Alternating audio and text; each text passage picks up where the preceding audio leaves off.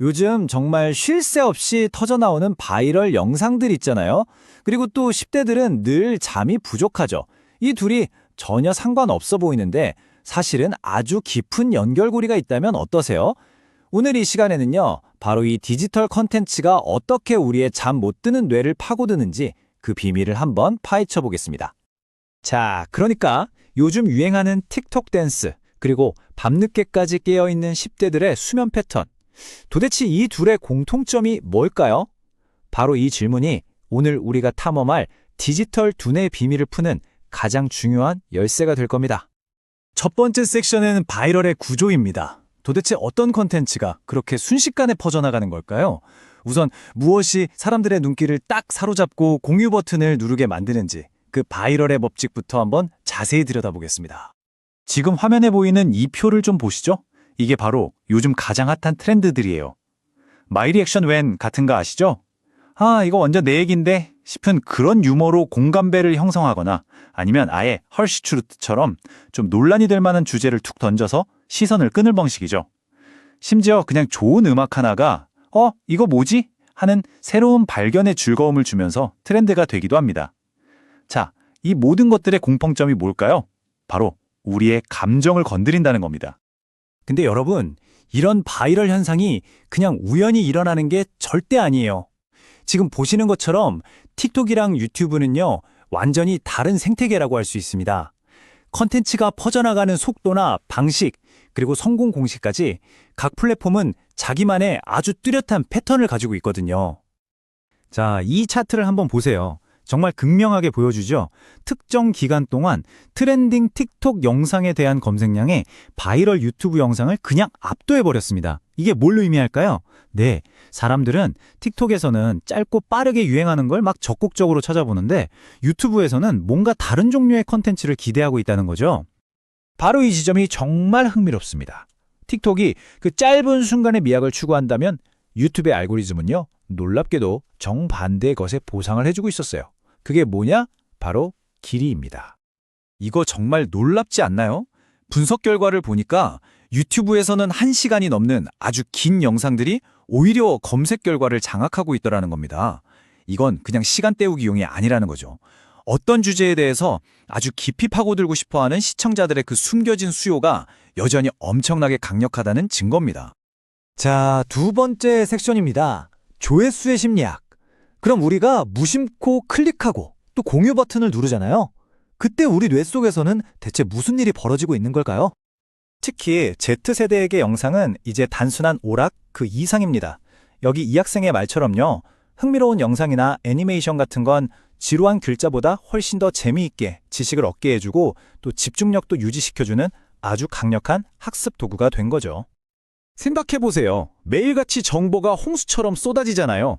이런 상황에서 이렇게 명확하고 따라하기 쉽게 딱 정리된 컨텐츠는 오히려 우리의 정신적인 스트레스를 덜어주는 역할을 합니다. 이 복잡한 세상을 이해하는 데 도움을 주는 거예요. 자, 그런데 이 감정 분석 차트를 보면 정말 흥미로운 사실이 드러납니다.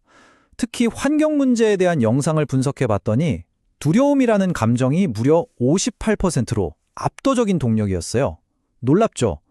행복이나 기쁨이 아니라 바로 이 두려움이 사람들을 움직이게 만드는 가장 강력한 감정이었던 겁니다. 이 차이는요, 왼쪽과 오른쪽의 이 단어 구름을 비교해보면 정말 명확하게 보입니다. 왼쪽, 그러니까 제작자들은 플라스틱, 기후 같은 문제를 이야기하고 있죠. 하지만 오른쪽, 시청자들의 반응을 한번 보세요. 필요하다, 만들자, 지구처럼 대화의 초점이 문제 제기에서 해결책과 필요에 대한 이야기로 완전히 옮겨가는 걸 볼 수 있습니다. 세 번째 섹션, 거대한 단절입니다. 자, 이렇게 우리의 감정을 자극하고 높은 참여를 이끌어내는 디지털 세계. 아주 멋지죠? 하지만 여기서 우리는 아주 중요한 질문을 하나 던져야 합니다. 과연 이 세계는 어떤 상태의 뇌를 가진 시청자들을 위해 설계된 걸까요? 바로 이 지점이 오늘 이야기의 핵심입니다. 이 모든 자극적인 컨텐츠를 소비하는 주된 시청자들, 특히 청소년들의 뇌는요, 종종 최상의 컨디션이 아니라는 겁니다. 한마디로 만성적인 수면 부족 상태에 놓여 있다는 거죠. 바로 여기서 충돌이 일어나는 겁니다. 충분한 잠을 원하는 우리 뇌의 생물학적인 필요와 끊임없이 더 강한 자극을 요구하는 이 디지털 세계의 요구가 정면으로 꽝 하고 부딪힐 때 과연 어떤 일이 벌어질까요? 한국에서 진행됐던 한 가지 실험이 이 청소년 수면에 대한 아주 냉정한 현실을 보여줍니다. 경기도 지역에서 등교 시간을 늦추는 정책을 시행했더니 학생들의 수면 패턴이 정말 눈에 띄게 변했습니다. 결과가 어땠을까요? 놀라웠습니다. 그냥 등교 시간만 좀 늦췄을 뿐인데 학생들이 하룻밤에 평균 15.6분의 잠을 더 자게 된 거예요. 이게 에게 고작 15분 하실 수도 있는데 한창 성장하는 뇌한테는요, 매일 밤에 15분이 정말 엄청난 차이를 만들어냅니다. 네 번째 섹션, 압박받는 뇌입니다. 자, 이제 우리가 지금까지 따로따로 살펴본 두 세계를 하나로 합쳐볼 시간입니다. 24시간 잠들지 않는 디지털 문화, 그리고 만성적으로 잠이 부족한 우리의 뇌, 이 둘이 만나는 바로 그 지점 말이죠.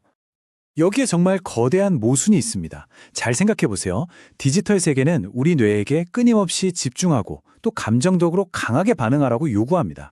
하지만 잠이 부족한 뇌는요, 정확히 바로 그 기능들이 가장 먼저 떨어지는 상태거든요. 그러니까 서로가 완전히 정반대의 것을 요구하고 있는 셈입니다. 관련 연구 결과들은 아주 명확합니다. 잠이 부족하다는 건 단순히 피곤한 문제가 아니에요. 우리의 이성적인 판단력을 흐리게 만들고 집중력을 뚝 떨어뜨립니다. 그리고 이게 결국에는 낮은 학업 성적으로, 심지어는 운전 중 사고 위험 증가 같은 아주 실질적인 문제로까지 이어지는 거죠. 자, 그렇다면 우리가 이 거대한 단절을 이해하는 게 왜 중요할까요? 이건 오늘날 콘텐츠를 만들거나 또는 소비하는 우리 모두에게 아주 중요한 교훈을 줍니다. 그렇다면 콘텐츠를 만드는 사람들은 뭘 해야 할까요? 일단 내 콘텐츠를 보는 시청자들의 뇌가 지쳐 있다는 이 현실부터 인정해야 합니다. 그리고 그들의 눈높이에 맞춰야죠.